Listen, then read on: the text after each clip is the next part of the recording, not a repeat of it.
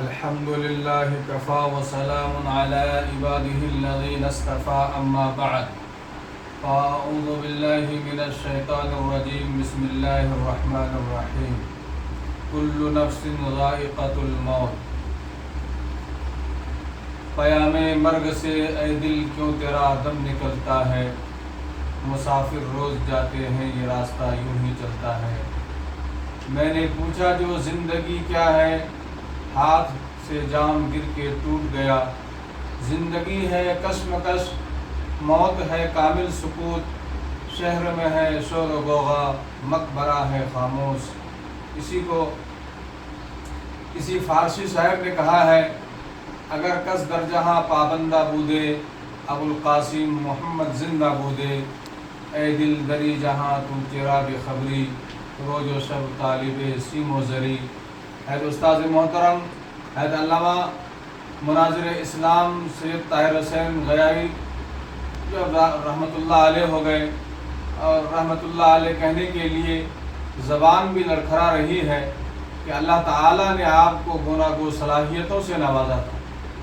آپ بیک وقت مناظر بھی تھے، آپ متکلم بھی تھے، آپ فقیہ بھی تھے، محدث بھی تھے۔ آپ جب کسی میدان مناظرے میں جب کلام کرتے تھے تو ایسا معلوم ہوتا تھا کہ آپ کے جیسا کوئی مناظر نہیں ہے۔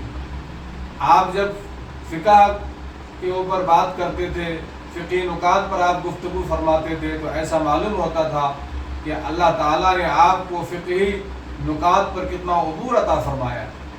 جب آپ حدیث کا درس دیتے یا حدیث پر کلام فرماتے، ایسا محسوس ہوتا تھا کہ آپ نے اکابرین کی یاد تازہ کر دی، سلف صالحین کی یاد کو آپ نے اجاگر کر دیا۔ اللہ تعالیٰ نے آپ کو علم کلام پر بھی بے تحاشا مہارت عطا فرمائی تھی۔ میں جب میدان مناظرے میں قدم رکھا، میں نے حضرت سے کہا کہ حضرت میں کیسے مناظرہ کروں، اس میدان میں کیسے کام کروں۔ حضرت نے فرمایا کہ تمہارے پاس مناظرہ رشیدیہ ہے، تم نے رشیدیہ پڑھی ہے؟ میں نے کہا حضرت میں نے رشیدیہ نہیں پڑھی ہے۔ حضرت نے کہا کہ کتاب ہے تمہارے پاس؟ میں نے کہا کتاب تو نہیں، منگا لیتا ہوں۔ میں نے کتاب منگائی اور پھر حضرت نے مجھے مناظرہ رشیدیہ سبقاً پڑھایا۔ اور جب میں حضرت کے پاس مناظرہ رشیدیہ پڑھتا تھا تو ایسا محسوس ہوتا تھا کہ اللہ تعالیٰ نے علوم کا جو ہے کہ سمندر آپ کے اندر موجزن فرما دیا ہے۔ ایک مرتبہ میں حضرت کے پاس بیٹھا تھا، میں نے حضرت سے کہا کہ حضرت کام کر رہا ہوں لیکن ہمت نہیں بن رہی ہے، حالات سازگار نہیں ہیں۔ حضرت نے کہا کہ میں تم کو ایک اپنا واقعہ سناتا ہوں جو مجھ پر بیتی ہے، آپ کام کرو، حالات سازگار ہوں گے، اللہ کی مدد آئے گی۔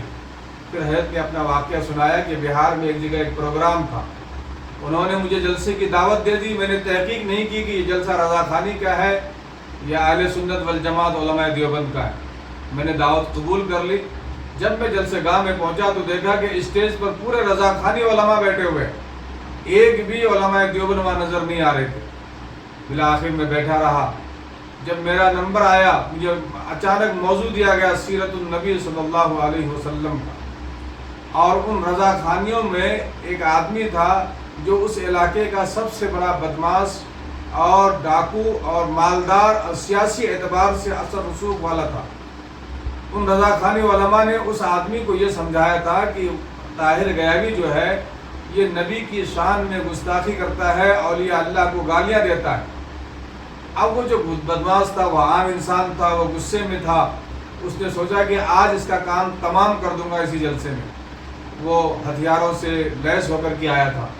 بالآخر جب میرا بیان شروع ہوا، فرماتے حضرت کہ میرا جب بیان شروع ہوا، میں نے 1.5 سے 2 گھنٹہ خطاب کیا، اور میرے خطاب کو سننے کے بعد وہ آدمی، میں دیکھ رہا تھا آنکھوں سے کہ اس کی آنکھوں سے آنسو جاری ہے، رو رہا ہے۔ پھر جب میرا بیان مکمل ہوا، میں نیچے اترا، اس نے مجھے گاڑی میں بیٹھنے کے لیے کہا۔ تو وہاں جو کچھ جماعت کے ساتھی تھے اور کچھ میرے چاہنے والے محبین علماء بھی تھے، میرے نام پر وہ لوگ جمع ہوئے تھے۔ انہوں نے دیکھا کہ اب یہ گاڑی میں بٹھا کر لے جائے گا، ہو سکتا ہے کہ حضرت کے ساتھ کوئی نازیبا حرکت نہ کرے، کیونکہ جس گاؤں میں میرا قیام تھا اور جس گاؤں میں جلسہ ہے، اس دونوں گاؤں کے درمیان میں ایک جنگل پڑتا ہے۔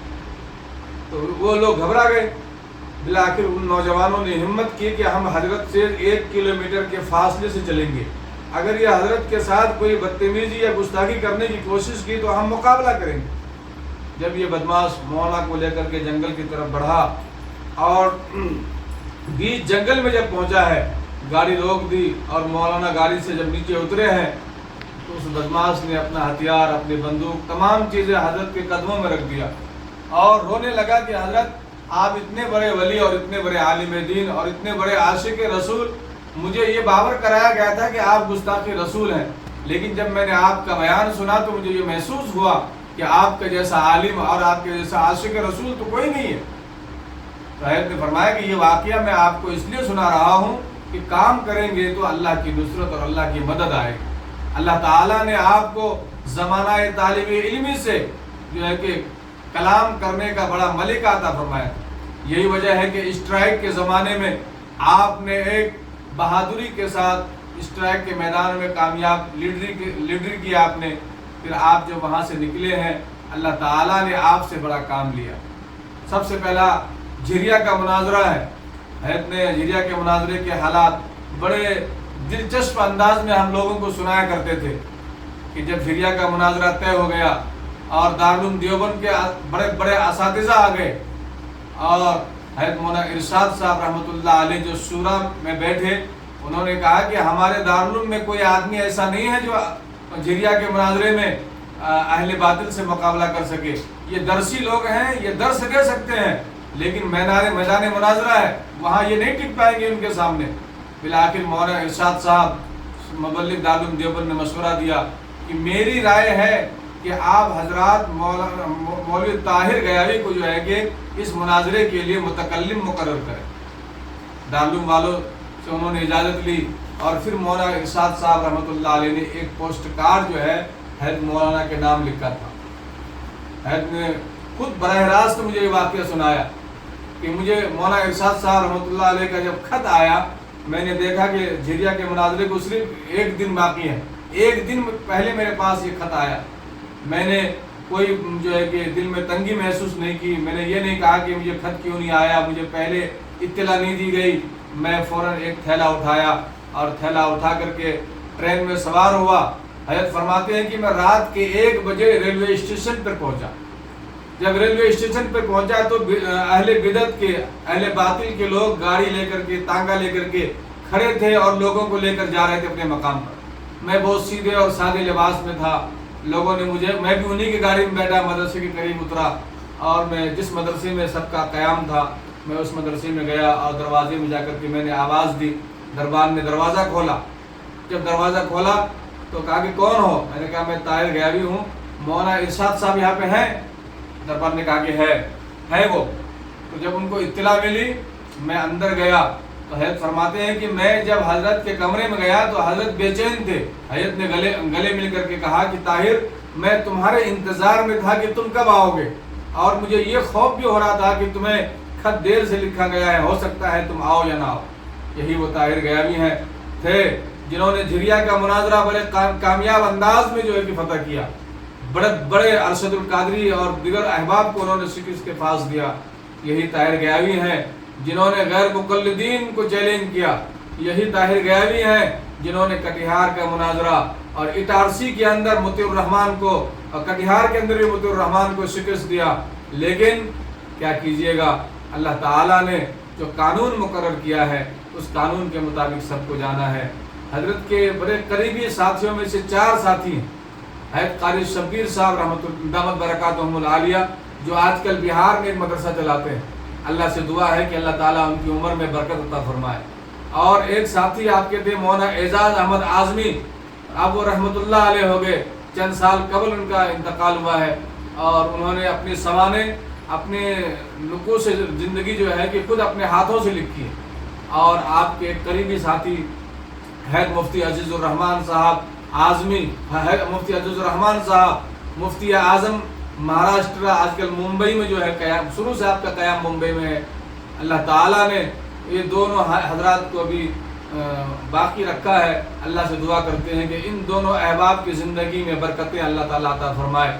اور میں نے ابھی کیا بتاؤں، 2018 میں 17 یا 18 کے اندر مولانا طاہر حسین صاحب غیاوی رحمۃ اللہ علیہ جو ہے ممبئی آئے تھے، اور پنویل کے اندر ایک پروگرام تھا.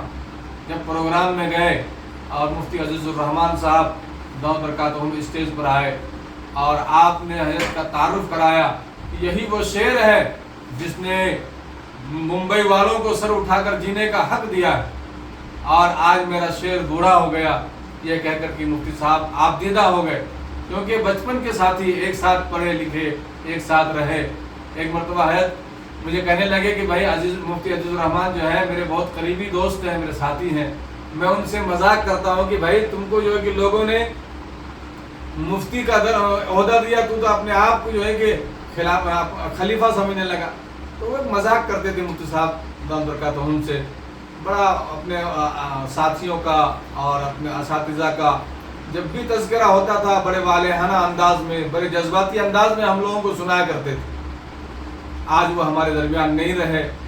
آج دل اس بات کو قبول کرنے کو تیار نہیں ہے کہ حضرت ہمارے درمیان نہیں رہے. ان کے فرزند حضرت مولانا ناصر صاحب ندوی دعوت برکاتہم نے والد محترم کی بڑی خدمت کی ہے، اور غافر صاحب نے بھی کی ہے، اور دیگر فرزندوں نے، ان کے بچوں نے بھی، گھر والوں نے بڑی خدمت کی ہے. اللہ سے دعا ہے کہ اللہ تعالیٰ ان کے خدمت جمیلہ کو قبول فرمائے اور ان کو صبر جمیل عطا فرمائے. حضرت مولانا کو جو ہے کہ جنت الفردوس میں اعلیٰ مقام عطا فرمائے، اور امت مسلمہ کو ان جیسا مناظر، ان جیسا فقیہ، اس جیسا مجتہد عطا فرمائے. آج جب نظر اٹھتی ہے تو ایسا انسان نظر نہیں آتا ہے. حضرت کے کن کن واقعات کو گناؤں، کن کن واقعات کو نہ گناؤں. حضرت کے احسانات تو ہم لوگوں پر بے پناہ ہیں، اور حضرت کے واقعات جو انہوں نے ہمیں سنائے ہیں، اگر ان کو سنانے بیٹھوں تو کافی وقت درکار ہے. بس اللہ سے یہی دعا کرتے ہیں کہ اللہ تعالیٰ ان کے درجات کو بلند فرمائے اور امت مسلمہ کو ان کا نعم البدل عطا فرمائے، اور اللہ تعالیٰ ہم لوگوں کو ان کے اسوہ حسنہ پر چلنے کی توفیق عطا فرمائے. دراصل میری زندگی میں دو لوگوں کا بڑا اہم کردار ہے. ایک حضرت مولانا طاہر حسین صاحب گئے رحمۃ اللہ علیہ کا.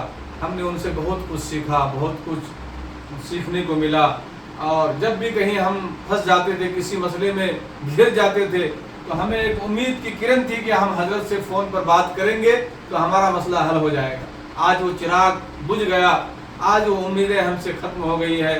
اور دوسرا چراغ جو میری زندگی کے لیے بڑا اہم ہے وہ حضرت مفتی عبدالقدوس صاحب قاسمی، محتمی مدرسہ صدیقیہ علی پور ظہیر آباد تلنگانہ ہے. اب وہی ایک چراغ ہے جس سے میں رہبری حاصل کرتا ہوں، اور جب تک زندگی باقی ہے ان سے رہبری حاصل کرتا رہوں گا. اللہ سے دعا کرتا ہوں کہ اللہ تعالیٰ مفتی صاحب کی عمر میں برکت دے، کیونکہ جب نظر اڑتی ہے اب ایسے علماء نظر نہیں آتے کہ جس سے ہم مشورہ کریں.